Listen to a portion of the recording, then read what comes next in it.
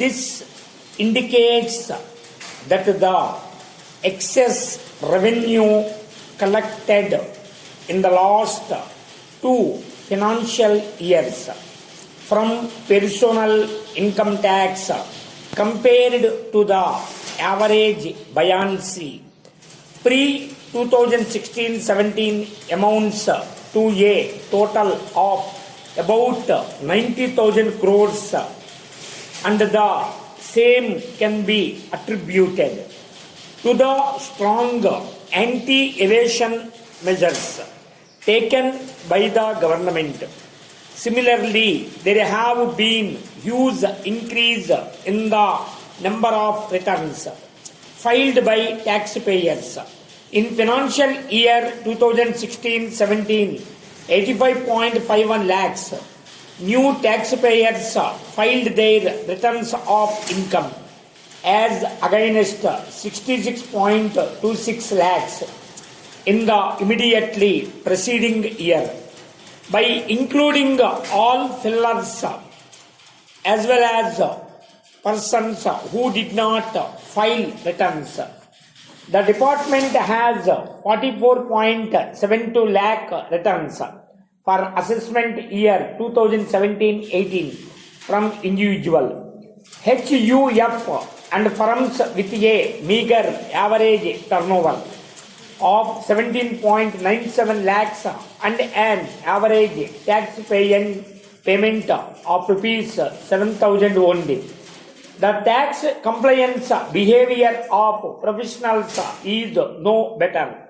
The department has received 5.68 lakh returns under the preventive income scheme for assessment year 2017-18 with the average gross receipts of 5.73 lakhs only. Average tax paid by them is only 35,000. Madam Speaker, at present 100% deduction is allowed in respect of profit of cooperative societies which provide assistance to its members engaged in primary agricultural activities. Over the last few years, a number of farmer producer companies have been set up along the lines of cooperative societies, which also provide similar assistance to their members. In order to encourage professionalism in post-harvest value addition in agriculture, I propose to allow 100% deduction to these companies registered as farmer producer companies and having annual turnover up to 100 crores in respect of their profit derived from such activities for a period of 5 years from financial years 2018-19.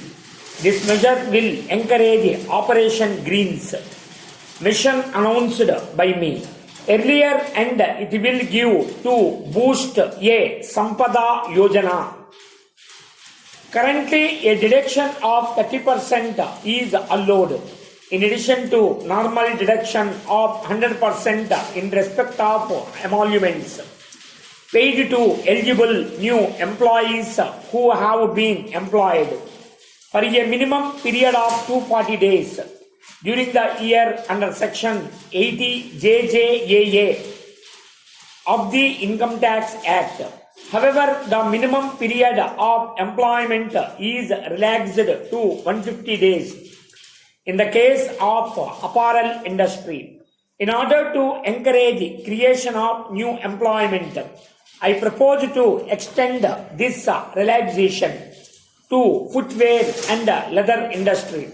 Further, I also propose to rationalize this reduction of 30% by allowing the benefit for a new employee who is employed for less than the minimum period during the first year but continues to remain employed for the minimum period in subsequent year. Currently, while taxing income from capital gains, business profits, and other sources in respect of transactions in immovable property.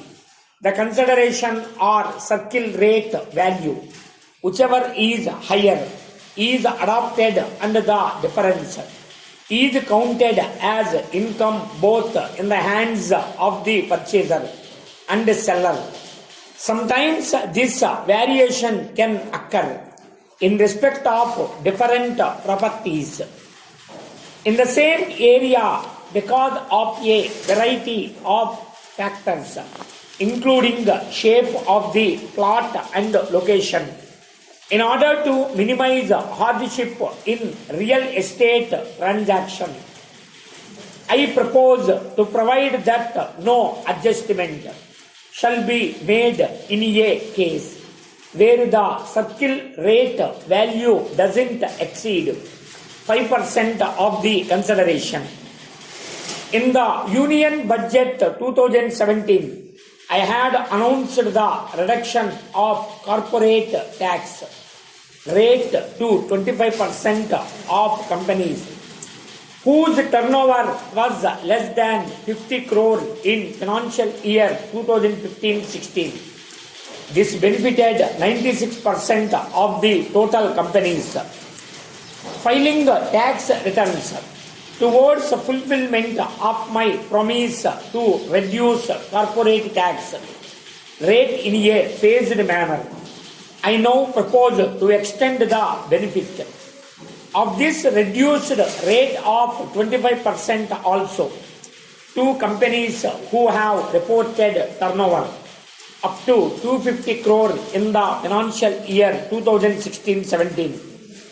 This will benefit the entire class of micro, small and medium enterprises, which accounts for almost 99% of companies filing their tax returns. The estimate of revenue foregone due to this measure is 7,000 crore during the financial year 2018-19.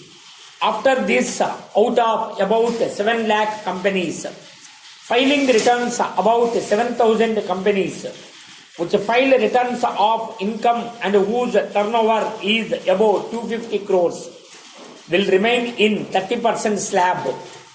The lower corporate income tax rate for 99% of the companies will leave them with higher investable surplus, which in turn will create more jobs. The government had made many positive changes in the personal income tax rate applicable to individuals in the last 3 years. Therefore, I don't propose to make any further change in the structure of the income tax rates for individuals. There is a general perception in the society that allowance at enhanced at shall continue to be available to differently abled persons. Also, other medical reimbursement benefits in case of hospitalization, etc. for all employees shall continue, apart from reducing paperwork and compliance.